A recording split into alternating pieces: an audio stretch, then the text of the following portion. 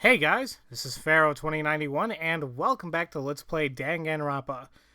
Let me just say, right off the bat, that no, my sister is not with me because, she's busy. So I know you all enjoyed the previous episode where, me and my sister were having fun, laughing our asses off, just making fun of everything. Just having a generally good time. However, as I mentioned before in the episode, she simply just she has a lot of work, and she works. She's a radio personality, so obviously, she's busy. So she's most likely and realistically she's no longer going to be in these episodes, and I apologize. It's just going to be good old Pharaoh. Although I'm sure you all are very upset right now. But who knows, maybe she has some free time later on. Maybe I can fit her in an episode, or if she wants to be in one, I can try squeezing her in, but I can't really make any promises now. But in any case, in the last episode, the biggest reveal came off was, it turns out Fukawa is Genocider Shou, which apparently that's the correct way you say it. I looked up pronunciations, and a lot of people say it differently. I know I say Shu, and a lot of people, others say Shu, but I guess people say show, and some people say like ow, like shao, but I think the proper way of saying it is show. But whatever, I'll say that from now on. And and of course we did start the class trial for her murders, Fujisaki's murder, so let's just go ahead and get started again. I think we were at this point where, we were doing an outside debate. And the ammunition we have is Fujisaki's corpse. I didn't kill her! And who do you expect to believe you? Now, if you had an alibi, you say? Yeah, something like that. Fujisaki's murder and your past murders have identical MOs. That's all the evidence we need. And there she goes, laughing very creepily, or whatever. Give it up. You're the killer. Oh yeah, Fujisaki's body. Something about her corpse doesn't agree with their claim. And yeah, her corpse has the same, it follows the same MO as the Genocider Shou case file. So identical MOs, and boom. And there we go. Obviously, look at Fujisaki's body. She was pretty much crucified, and kind of like makeshift crucifixion, and she had the writing in the back there. You said their MOs were identical, but is that really true? I actually think there are some differences between Genocider Shou's past murders and Fujisaki's murder. Huh? Like what? You can't tell? Quiet in the peanut gallery! I'll tell you what he's talking about! When I do it with passion and conviction. So as any artisan would be, I'm very particular about how I go about my craft. I'm particular the same way a renowned ramen shop is particular about its broth and noodles and toppings. But Shihiro Fujisaki's murder is like if that shop started selling packs of instant ramen. This is most certainly not my work. Allow me to try that again. There are two major differences between Fujisaki's murder and Genocider Shou's past murders. The first major difference comes from the victim's photos in the Genocider Shou case file, in particular his stomachs and necks. So the discrepancy is the actual cause of death. You take a look at what the hell Genocider Shou uses and what happened to Fujisaki. The cause of death. All Genocider Shou's previous victims were killed in exactly the same way. Based on information in the case file, they were murdered using scissors. On the other hand, Fujisaki died of blunt force trauma to the head. You have a point. Tis indeed is parody. Weird, isn't it? That a serial killer known for a consistent MO would change things up just this once. But that's not all. There's one other major discrepancy. If the bloody calling card is a braised pork of my craft, and crucifixion's a boiled egg! Dude, can we please drop the Robin analogy? So what you're trying to say is that the second consistency is a crucifixion? Right, the second discrepancy is in the crucifixion. In Genocider Shou case file photos, her victims have their hands pierced, which means the difference is in what she actually uses to, as I mentioned before, to kill her victims. Do you remember what was used to hang Fujisaki's body? Her hands were bound to the equipment with cord, which is how her crucifixion was achieved. And what of it? In Genocider Shou's murders, the crucifixions were carried out using extremely sharp scissors. And every time I look at the bottom right picture, it's just that damn scissor that's like piercing the top of the guy's head. Ugh. Jeez. Listen up, I kill and I crucify using my very own handmade Geno scissors. I'm an artisan. I'm picky about my tools. Plus. You said there were only 2 differences, Ma, but that's not right. By Ma, do you mean me? Are you listening, Ma? There's one more difference. Huh? What, you didn't notice? There's a certain rule I follow to choose my victims. Rule? It's easy as pie to see why I wouldn't have killed Babyface if you can figure out my rule. So in other words, Genocider Shou follows a rule when choosing her victims, and Fujisaki doesn't meet her qualifications? Well, from her victims' names, it's pretty safe to assume that there's one thing in common that excludes Fujisaki. Oh yeah, I think I got it. She wouldn't have killed Fujisaki because, and easily enough, it's because she's female. If you remember reading the case file, all the names were, they're all male. So it's like, why, if they're all male, then why did you kill Fujisaki? Is it because Fujisaki is female? And bingo as his name-o! What do you mean, dude? There's a pattern to the victims of Genocider Shou murders. Shou, damn it. See? They're all male names. Even if you weren't essentially sure, I think you can take a logical assumption that these are all male names. They're all dudes? Yes, I do have passion and conviction, but only a flaming hot hunks of man. Ha! I said it! Oh, how embarrassing! What the hell? I can't help it! I'm a slasher! I crave the very same hunk-on-hunk action that Miss Gloomy so reviles. Pure, unadulterated, steaming hot man/man. You wouldn't kill Fujisaki because she's female and therefore not hot? That's like a ramen chef serving you spaghetti, so they're both got noodles. It's still fucked up. It's a line I won't cross because I have passion and conviction. My perfectionism is what makes me me. You've made your tastes and priorities abundantly clear, but that's all they are. Tastes and priorities. But it all comes crashing down when you're forced to commit murder in order to survive. Oh, quit your yapping, you sore loser. Sore loser?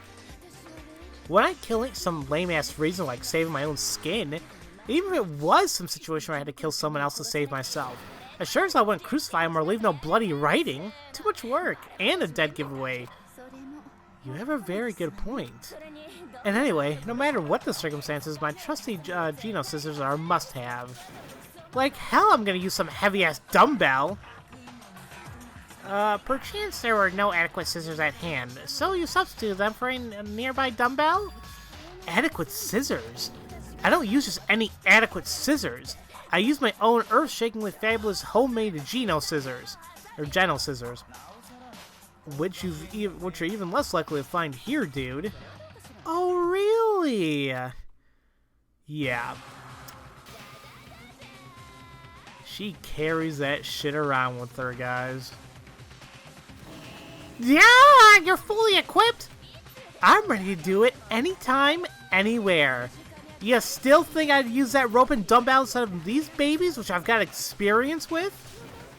I wouldn't, now would I, suckers? And anyway, I don't even know how to tie a knot, so I couldn't have used that rope. Ugh. I have no idea what's going on anymore. Is this serial killer seriously not the killer? But still, what about the crucifixion? That ain't public knowledge. That is the reason we decided it wasn't a copycat, but the real Genocider Shou... Hold on a second. There is someone. Someone who could have imitated Genocider Shou's MO. And who's the only other person here who knew about this MO, before we revealed it in this trial. The only other person who can make sense would be none other than Togami. Could it possibly have been him that killed Fujisaki? We'll see. You could have done it, couldn't you, Togami? You're in a position where you can readily access secret government documents and internal police files. On top of that, you told me you used to spend a lot of time going over Genocider Shou case files. So you're suggesting that Master Buyukaya, or whatever, Togami, is a murderer? Then Togami's insistence on Genocider Shou being the culprit was because he wanted to place the blame for his crimes on her. So, the person who manipulated the scene to make it look like I did it was the gorgeous man in the glasses here? Oh, that's hot! What do you have to say to these claims, Togami? I see. So you suspect me. Then tell me this. When did you first begin to suspect me? Thinking back on it now, just before we discovered Fujisaki's body, you did something I think was a little peculiar. And remember how he just immediately wanted to go in the women's changing room? Why is that? You suggested we go to the women's changing room first, didn't you, Togami? But being a guy, you're saying my first instinct should have been to search the men's changing room. The victim, Fujisaki, is female. That's why I chose the women's changing room. Nothing more. Oh, that makes perfect sense to me. No, actually it doesn't make any sense. Then why don't you tell us? What doesn't make sense, Nagi? There's a glaring contradiction in what Togami just said. I just had to point it out. And this is where we get a new element in the non-stop debate, which is probably my most hated element, but it's there. Now we have something called conversions. If you hold the triangle button while targeting a specific weak point, you can actually convert that into ammo, and you can use it on another weak point. If we fire it, we're going to lose that converted ammo, but that doesn't mean that we lose it forever. We can still convert it over and over again if we had to keep repeating the phase here. And if you don't think you can refute the hidden line or contradiction using the ammunition you already have, then you have to use conversions. And just when should you use it? Well, you have to figure that out because it's the game. And we do have to use it in this phase. So here it's going to be easy, but later on it sucks. At least to me it sucks. But whatever. So we have the ammunition's Monokuma File 2. You said Togami did something strange before you found the body. But what was strange about that? As a man, whenever the opportunity arises, entering a women's changing room is perfectly natural. The victim of Fujisaki is female. That's why I suggested investigating the women's changing room. We didn't have time to go sightseeing. What's so unusual about that? I very much wish you had taken me with you. Ah, Yamada, you big pervert. Her words clearly contradict Togami's claims. As I've been saying, it doesn't make any sense that he would know that before seeing it. Alright, I just used her words against him. And yeah, so convert before you found the body and use it on Togami's claim. Because think about it. Why go in a women's changing room if we supposedly didn't know who the victim already was? It only makes sense if he knew who the victim was already. So that's a huge contradiction right there. And those are conversions.